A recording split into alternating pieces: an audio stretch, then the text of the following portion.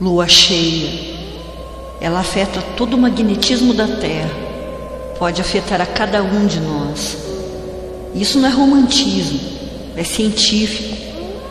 Foi comprovado por uma conceituada universidade inglesa que os ataques de animais a humanos aumentam 58% e as chamadas policiais sobem a um número assustador.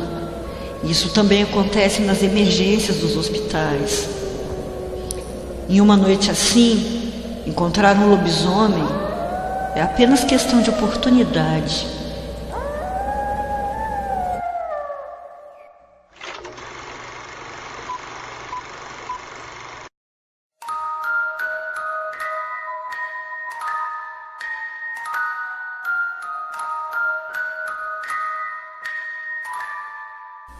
Boa noite. Vamos abrir as portas do nosso sanatório. Mistério da quarta-feira, criptozoologia. A cidade de Givaudan, na França, passou por um período negro no século XVI, quando foi atormentada e aterrorizada por uma criatura assustadora que ficou conhecida como a Besta de Givaudan. Sempre em Givaudan existiram lobos, mas que jamais fizeram nenhum mal às pessoas. Eles só atacavam mesmo se fossem incomodados. Mas em 30 de junho de 1764, uma garota de 14 anos, Jeanne Boulet, foi encontrada morta próxima ao córrego onde ia buscar água todos os dias. Ela estava com o corpo cheio de arranhões e mordidas. Seu coração, ao que tudo indicava, tinha sido arrancado e comido. E depois disso outras mortes iguais aconteceram. No total foram cerca de 100, mas houve quem dissesse que na verdade o número de mortes chegou perto de 200. Um mês após Jeanne ser encontrada, foi a vez do corpo de uma mulher de 35 anos. Ela foi decapitada e estripada e possuía as mesmas marcas de garras. Nos 2 dias seguintes foram encontradas a terceira e quarta vítimas. No fim de agosto, mais 7 pessoas foram mortas, da mesma maneira. E nos próximos 3 meses, os ataques continuaram, deixando mais 12 mortos.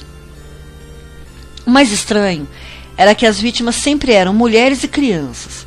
Alguns homens também chegaram a ser atacados, mas conseguiram se defender e escapar.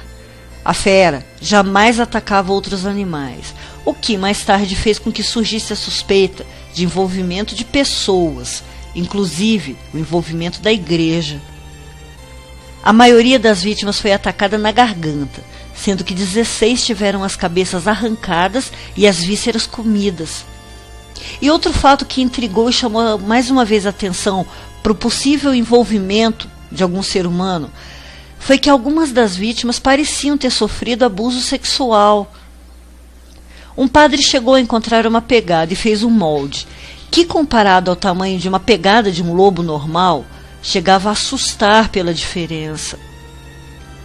Apenas os poucos sortudos que conseguiram escapar do ataque e puderam descrever o animal diziam se tratar de um lobo imenso, muito maior que qualquer outro, mais ou menos do tamanho de um burro, e no lugar das patas tinha cascos. Mas é claro que essa história do casco caiu por terra, porque as vítimas apresentavam marcas de garras. Um desses sortudos foi um garoto de 12 anos que conseguiu fugir do ataque. Isso só para colocar ainda mais dúvida na cabeça de quem perseguia a fera, porque, segundo ele, a criatura que o atacou seria um homem muito alto, com pelos por todo o corpo, enormes dentes e olhos assustadores. Há também entre os registros de um pesquisador uma carta que foi escrita por outro padre, que descreve a criatura como um homem, com as mesmas características dadas pelo sobrevivente. Um pedaço da carta dizia, abre aspas, ergueu-se sobre suas patas traseiras e atravessou o rio como um ser humano, fecha aspas. E ainda houve o relato de 2 mulheres que saíam da igreja e se assustaram com um homem que passava. Segundo elas, era muito carrancudo, sujo, e como estava com a camisa aberta, elas puderam ver pelos muito longos em sua barriga.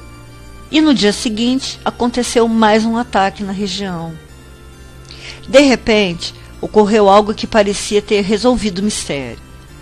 Um médico da região seguia a cavalo pela floresta para atender um paciente, quando ouviu gritos vindos de uma fazenda próxima. Ao ir ver, encontrou um homem vestido com pele de lobo atacando uma mulher. O médico matou o homem com um tiro, e a população se acalmou, tendo certeza de que a fera seria apenas um homem louco, e que esse homem louco já estaria morto. Só que o sossego acabou quando, uma semana depois, 2 crianças são encontradas sem as cabeças. Depois soube-se que existia outra sobrevivente, dessa vez uma menina, que foi atacada pela fera em maio de 1764, antes mesmo do corpo de Jean Boulet ser encontrado. O ataque aconteceu na floresta Mercor, e a vítima foi uma garota que cuidava do gado. Ela percebeu que entre os arbustos havia alguém ou algo que a espreitava. Antes que pudesse fugir, uma criatura muito grande saltou e atacou os animais. E ela só conseguiu sobreviver porque os touros a mantiveram a salvo, atacando com os chifres. Ela voltou para o vilarejo e contou o que tinha acontecido. Os homens então resolveram ir armados atrás da criatura. Até encontrar alguns animais feridos, mas nenhum sinal de nada parecido com um lobo. E os ataques foram tantos, e as mortes também, que fizeram com que algumas pessoas pensassem que não havia apenas um, mas uma alcateia inteira.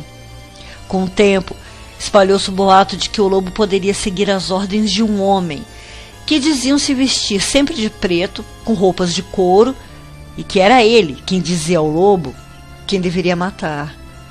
Para alguns, esse homem era apenas um nobre louco que matava por diversão. Agora, para outros, era o diabo em pessoa. Outro boato dizia que o imenso lobo andava ao lado de lobos menores como líder. As mortes continuavam, e ninguém era capaz de deter a fera. Com isso surgiu a crença de que talvez se tratasse de algo sobrenatural. E como eu disse, nada era capaz de pegá-la. Seus rastros sumiam no meio da floresta. As armadilhas estavam sempre intactas. As armas que eram usadas para capturá-la pegavam fogo, e ninguém entendia como um lobo tão grande podia ser tão ágil. E era astuto também. Sua habilidade em sobreviver a tudo e por preferir matar mulheres e crianças intrigava a todos. E os camponeses já acreditavam que não estavam mais enfrentando um lobo comum, e sim um loup-garou, um lobisomem. E àquela altura, tudo era usado para proteção. Tochas acesas, orações, cercas, mas tudo era inútil. Em outubro de 1764, 2 caçadores retornaram da floresta dizendo que se encontraram com a fera e atiraram nela. Ela estava a cerca de 10 metros de distância, mas nada a derrubou, e ela conseguiu fugir. Foi então organizado um grupo de caça, e seguindo rastros de sangue no exato lugar onde os caçadores disseram ter atirado na fera, com todo aquele sangue, eles acreditaram que logo a encontrariam morta. Já na parte mais profunda da floresta encontraram restos de corpos, vísceras e cadáveres que foram identificados, sendo de algumas pessoas que estavam desaparecidas. Mas como não acharam nem sinal do lobo, decidiram que seria melhor voltar ao vilarejo. Foi aí que a fera surgiu e atacou, matando de uma vez 4 caçadores. Os que conseguiram fugir contaram que chegaram a atirar e acertar o alvo várias vezes, mas a cada vez que era atingida, a fera se levantava e voltava a atacar. Não havia mais nada a se fazer, a não ser voltar. Esses fatos chegaram aos ouvidos do rei Luís XV, que deu ao chefe da milícia local a missão de encontrar e eliminar a fera, já que os camponeses estavam com tanto medo que nem trabalhavam mais. Foi organizado um grupo de voluntários, 16 caçadores experientes e bem armados, e também cães de caça. Depois de um bom tempo na floresta, em novembro, a fera foi avistada e perseguida. Estava em uma clareira, e mesmo depois de ser atingida por vários tiros, conseguiu novamente escapar. E os caçadores tiveram certeza de que ela não ia sobreviver por muito tempo depois de ter recebido tantos disparos, e voltaram ao vilarejo, sendo recebidos como heróis. E tudo ficou calmo a partir daí, sem mais nenhuma notícia de morte. Até que em dezembro, perto do Natal, outra mulher desapareceu, para ser encontrada com o corpo mutilado em uma ravina. Mais uma vez o rei Luís XV precisou intervir e ofereceu uma recompensa a quem conseguisse matar a fera, o que acabou trazendo à França um número espantoso de caçadores. Alguns apareciam com o corpo de um animal qualquer, dizendo se tratar da fera, mas logo eram desmascarados. E em 1765, no mês de setembro, veio a notícia de que uma fera teria sido morta por Antoine Bertin, um taxidermista francês. Antoine, com seu grupo, perseguiu a fera por um longo tempo e, mais uma vez, inúmeros disparos de nada adiantaram. E disseram que o único golpe que deu resultado foi uma machadada na cabeça. Tratava-se de um lobo enorme, com 87 centímetros de altura. Em pé ficaria maior do que uma pessoa. Seu peso era cerca de 90 quilos. Não foi possível preservar o corpo da fera para apresentá-lo ao rei. Apenas as orelhas, os dentes e o rabo. E dessa vez foi Antoine que foi recebido no vilarejo como um herói. E durante mais de um ano as coisas voltaram à paz em Gévaudan. Só que na primavera de 1767, 2 crianças desapareceram e o corpo de uma mulher sem a cabeça foi encontrado. Quando retornou a Gévaudan, Antoine disse que aquelas mortes não foram causadas por um lobo, mas já eram obras de um maníaco. E o medo dos camponeses então passou a ser de um homem, mas que tinha capacidade de se transformar em lobo. 19 de junho de 1767. Outra criatura foi morta, dessa vez por Jean Chastel, que a matou com apenas um tiro de bala de prata, que ele mesmo fundiu, usando uma medalha da Virgem Maria, que foi benzida por um padre. Para ter certeza de que se tratava da criatura certa, foi aberto o estômago da fera e lá encontraram restos humanos. A fera foi embalsamada e levada em várias cidades para que as pessoas pudessem ver e confirmar de que estava morta. O problema era que os métodos de embalsamamento da época não eram bons e mesmo assim o corpo foi se deteriorando. O que chegou a Paris para ser mostrado ao rei estava com um cheiro tão insuportável que Luís XV ordenou que fosse tudo queimado. O que de fato aconteceu ao corpo da fera é muito contraditório. Uns dizem que teve seus restos queimados e as cinzas espalhadas ao vento. Já outros que a carcaça foi levada para Antoine, que, como um ótimo taxidermista, conseguiu recuperar e acabou vendendo para um colecionador. Depois disso, Chastel virou um herói, sendo até hoje lembrado por ser o homem que matou o lobisomem com uma única bala de prata. Mas talvez ele não seja tão herói assim. Segundo descobertas recentes de pesquisadores, a coragem de Chastel teria sido uma fraude. Há quem acredite que, na verdade, Chastel, o rei Luís XV e a igreja tenham se unido para tornar a besta bem mais perigosa do que realmente era. Há fortes indícios de que o rei precisava eliminar a besta para acabar com o pânico e transformar a França em um país civilizado perante a Europa. A igreja precisava pegar de volta seus fiéis, que estavam aos poucos se convertendo ao protestantismo. E Chastel estava lá. Ele tinha sido excomungado pela Igreja Católica e recebeu a proposta de criar uma fera e treiná-la para matar. A igreja, por sua vez, espalhou o boato de que a fera teria sido mandada por Deus para dizer aos homens que tudo aquilo estava acontecendo porque abandonaram a igreja. E Chastel queria voltar à igreja, precisava de dinheiro, porque sabe-se que o rei pagou a ele uma boa quantia. E aí então o circo já estava armado. Segundo o estudo de arqueólogos e criptozoólogos, uma descoberta de fósseis, a fera de Gévaudan poderia ser uma espécie de hiena, conhecida como hiena das cavernas, que existiu há milhares de anos na região.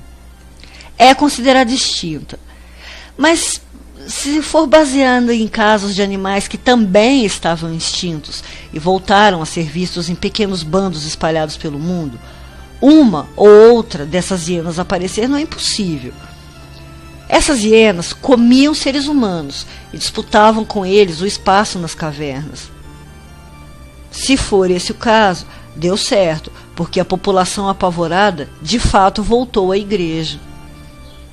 Hoje em dia o caso é ainda lembrado e estudado, e as contradições continuam. Enquanto muitos acreditam que a fera de Givaudan não era nada mais do que um lobo grande, ou até mesmo a tal hiena, outros acreditam fervorosamente que se tratava sim de um lobisomem. Mas como o corpo desapareceu, restaram apenas teorias, além, claro, da teoria da aliança de Chastel, do rei e da igreja. É claro, com participação especial da hiena. Poderia a besta ser uma pessoa, um teriantropo. Teriantropo acredita ser ou acredita poder se transformar em um animal. Nada mais é do que uma mudança em estado mental. É um louco. Poderia ser também uma criança da floresta. Naquela época era comum que crianças fossem abandonadas nas florestas. E se sobrevivessem, elas passavam a viver como animais, inclusive atacando. Ou então, um serial killer, que talvez até fosse acompanhado por um lobo. Mas nada disso excluiu a possibilidade de que seja realmente um lobisomem, já que nesse universo, nada é impossível.